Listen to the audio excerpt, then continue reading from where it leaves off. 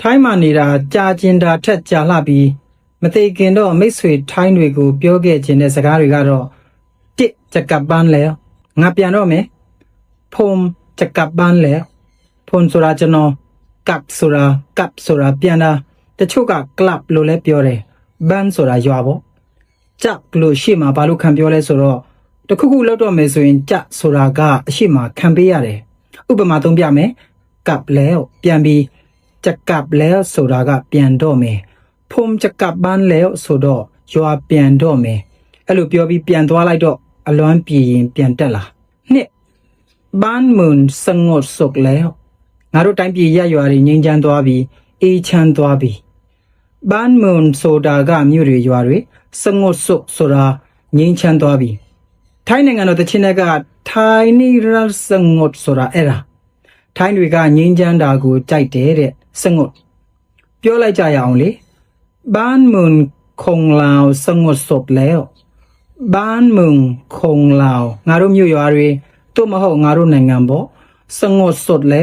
ငြိမ်းချမ်းသွားပြီသုံးจะกลับไปอยู่ที่บ้านแบบสงบแล้วจะกลับไปอยู่ဆိုတာပြန်နေမယ်အရှိမကြထည့်လိုက်တော့ပြန်နေတော့မယ်ที่บ้านဆိုတာရွာမှာสงบဆိုတာအေးအေးဆေးဆေး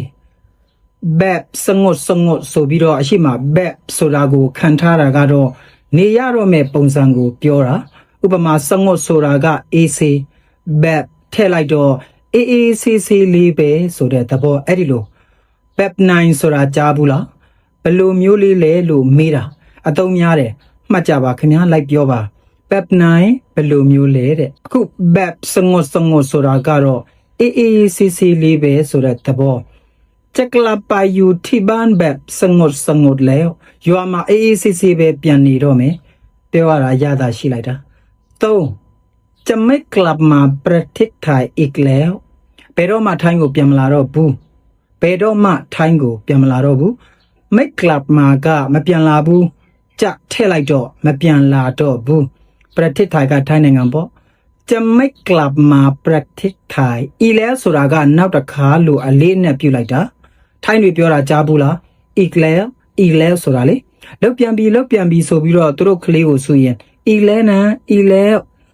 ရထမ်အီနာဆိုတာကထပ်မလုံနဲ့နော်အဲ့လိုโอเคอีแล้วကိုသိပြီဆိုတော့จะไม่กลับมาประเทศไทยอีแล้วထိုင်းနိုင်ငံကိုနောက်တစ်ခါပြန်မလာတော့ဘူး၄နိုင်ประเทศไทยลำบากพอแล้วထိုင်းနိုင်ငံထဲမှာဒုက္ခရောက်ရတာတော်လောက်ပါပြီဝသွားပြီနိုင်ထိုင်ဆိုတာကထိုင်းထဲမှာနိုင်ประเทศไทยဆိုတာကထိုင်းနိုင်ငံထဲမှာလမ်ဘာဆိုတာကကျွန်တော်တို့ရွှေ့ပြောင်းတွေရဲ့အသက်ရှူတန်လိုပဲဒုက္ခရောက်တာကိုပြောတာလမ်ဘာမှား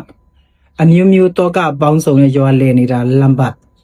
ဖော်လဲဆိုတာတော်ပြီဖော်လဲတော်ပြီအရန်သုံးများပါတယ်လေ့ကြည့်ပါနိုင်ประเทศไทยลำบากพอแล้วงาถ้าบ้านเมืองเราเจริญแล้วพวกเธอมาเที่ยวกันนะถ้าบ้านเมืองเราเจริญแล้วพวกเธอมาเที่ยวกันนะถ้าตะเกลูบ้านเมืองเรางาတို့နိုင်ငံကြီးเจริญแล้ว